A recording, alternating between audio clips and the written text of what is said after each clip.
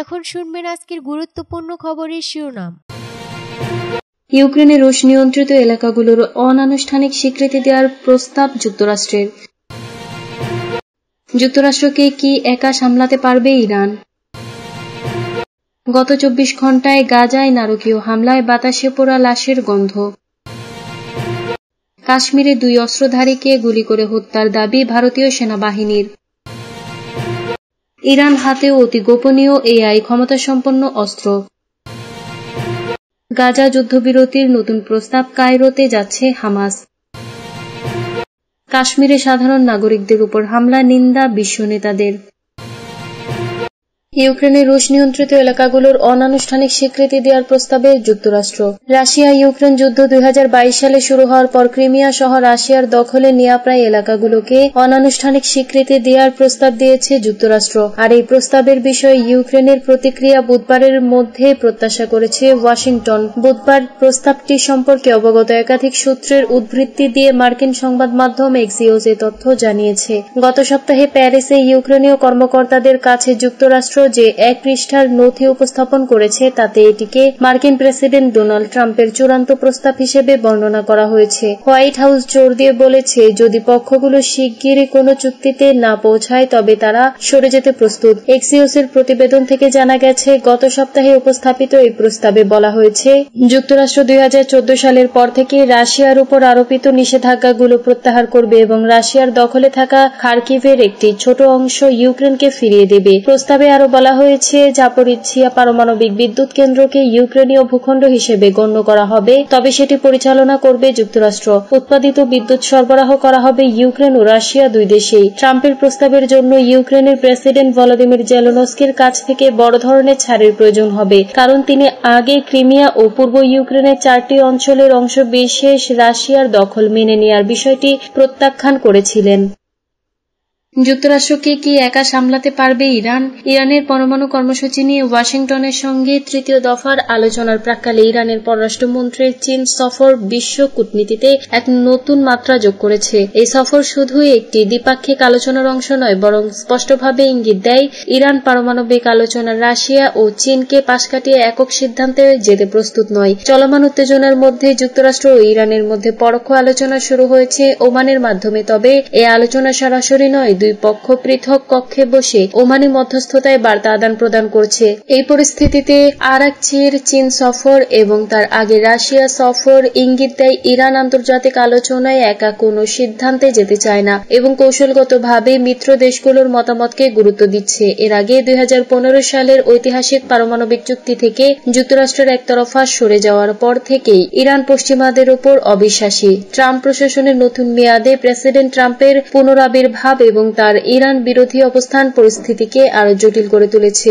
এদিকে যুক্তরাষ্ট্র আবারও কৌশলগতভাবে সামরিক চাপ সৃষ্টি করছে। মধ্যপ্রাচ্য ও পশ্চিম এশিয়ার পরমাণু বোমারু বিমান পাঠিয়ে ওয়াশিংটন বোঝাতে চাচ্ছে তারা শুধু আলোচনা নয়, প্রয়োজনে বিকল্প পথ বেছে নিতেও প্রস্তুত। অপরদিকে রাশিয়া ও চীন শুধু ইরানের অর্থনৈতিক ও সামরিক মিত্র নয়, বরং আন্তর্জাতিক কূটনীতিতে ইরানের একমাত্র ভরসাযোগ্য অংশীদার। এ বিষয়ে মস্কো সফরের সময়ে ইরানের পররাষ্ট্রমন্ত্রী স্পষ্ট বলেন, পারমাণবিক ইস্যুতে তেহরান সবসময় রাশিয়া চীনের সঙ্গে ঘনিষ্ঠ পরামর্শ করে। সম্প্রতি ইরানের চীন সফরের উদ্দেশ্যেও মূলত আমেরিকার সঙ্গে আলোচনার আগে বেইজিং এর মতামত নেওয়া হয়। বিশ্লেষকরা বলছেন, রাশিয়া চীনের পরাশক্তির সক্রিয় অংশগ্রহণ ইরানকে যেমন কূটনৈতিক বল দিয়েছে, তেমনি যুক্তরাষ্ট্রকেও বার্তা দিচ্ছে তারা যেন বিষয়টিকে ইরান বনাম যুক্তরাষ্ট্র হিসেবে না দেখে।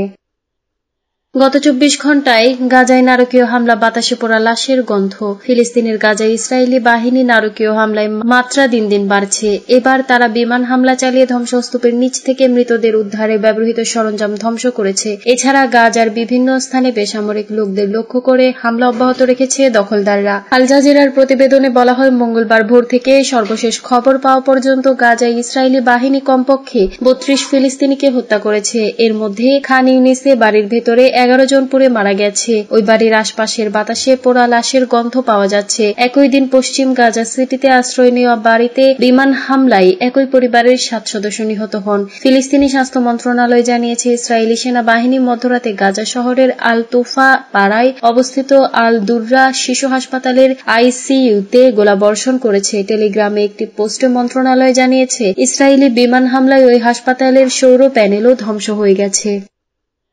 কাশ্মীরে 2 অস্ত্রধারীকে গুলি করে হত্যার দাবি ভারতীয় সেনাবাহিনীর। কাশ্মীরের বারামুল্লা জেলার উরি সেক্টরে নিয়ন্ত্রণ রেখা পার হয়ে অনুপ্রবেশের চেষ্টাকালে ভারতের সেনাবাহিনীর গুলিতে 2 বন্দুকধারী নিহত হয়েছে। এর একদিন আগেই কাশ্মীরে এক ভয়াবহ হামলায় অন্তত 26 জন পর্যটক নিহত হয়েছেন। ভারতীয় সেনাবাহিনীর চিনার কর্পস বুধবার জানিয়েছে, বন্দুকধারীদের সঙ্গে কাশ্মীরের বারামুল্লা এলাকায় ভারী গুলি বিনিময় হয়েছে। বারামুল্লা জেলার উরি সেক্টরে ফের অনুপ্রবেশের চেষ্টা চালায় অস্ত্রধারীরা।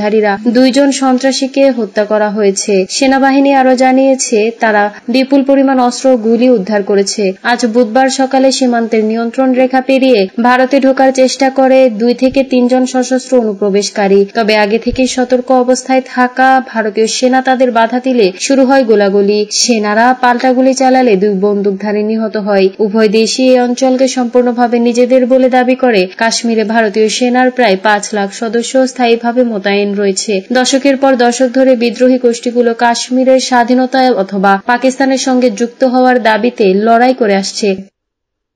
ইরানের হাতে অতি গোপনীয় এআই ক্ষমতাসম্পন্ন অস্ত্র। মধ্যপ্রাচ্যের দেশ ইরানের হাতে নিজস্ব প্রযুক্তিতে তৈরি অতি গোপনীয় কৃত্রিম বুদ্ধিমত্তা সম্পন্ন অস্ত্র রয়েছে বলে দাবি করেছেন দেশটির সেনাবাহিনীর পদাতিক বিভাগের কমান্ডার ব্রিগেডিয়ার জেনারেল কিওমার্স হেইদারি। তিনি বলেছেন, শত্রুপক্ষের যেকোনো হুমকি দৃঢ়তার সঙ্গে মোকাবেলা করার জন্য তেহরান প্রস্তুত রয়েছে।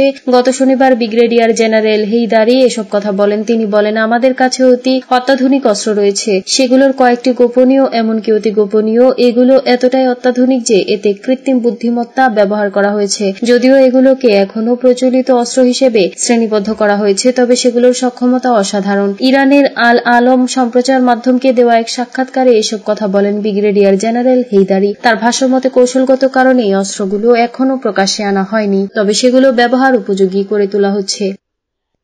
গাজা যুদ্ধবিরতির নতুন প্রস্তাব কায়রোতে যাচ্ছে হামাস। ইসরায়েলের হামাস যুদ্ধবিরতির আলোচনার সঙ্গে জড়িত একজন জ্যেষ্ঠ ফিলিস্তিনি কর্মকর্তা বিবিসিকে জানিয়েছেন, কাতার ও মিশরের মধ্যস্থতাকারীরা গাজায় যুদ্ধের অবসানের জন্য একটি নতুন প্রস্তাব উত্থাপন করেছেন। ওই কর্মকর্তার ভাষ্য অনুযায়ী প্রস্তাবটিতে 5 থেকে 7 বছর মেয়াদী একটি যুদ্ধবিরতির কথা বলা হয়েছে, যার আওতায় ইসরায়েলি জিম্মিদের বিনিময়ে ইসরায়েলের কারাগারে থাকা সব ফিলিস্তিনি বন্দীকে মুক্তি দেওয়া হবে। যুদ্ধের আনুষ্ঠানিক অবসান ঘটবে এবং ইসরায়েল পুরোপুরি গাজা থেকে সরে যাবে। অন্যদিকে হামাসের একটি উচ্চ পর্যায়ের প্রতিনিধি দল কায়রোতে আলোচনার জন্য পৌঁছানোর কথা রয়েছে। ইসরায়েল এখনো মধ্যস্থতাকারীদের প্রস্তাব নিয়ে কোনো মন্তব্য করেনি। প্রত্যক্ষদর্শীদের মতে এই হামলা অনেক বুলডোজার ও ভারী যন্ত্রপাতি ধ্বংস হয়েছে। গাজার দক্ষিণে রাফা শহরের কিছু এলাকায় ট্যাঙ্ক চলাচল করতেও দেখা গেছে। কাশ্মীরে সাধারণ নাগরিকদের উপর হামলার নিন্দা বিশ্ব নেতাদের। ভারতে নিয়ন্ত্রিত কাশ্মীরের পহেলগামে পর্যটকদের উপর হামলার তীব্র নিন্দা জানিয়েছেন বিশ্ব নেতারা। ওই হামলায় এখন পর্যন্ত 26 জন নিহত হয়েছেন। মার্কিন প্রেসিডেন্ট ডোনাল্ড ট্রাম্প জানিয়েছেন,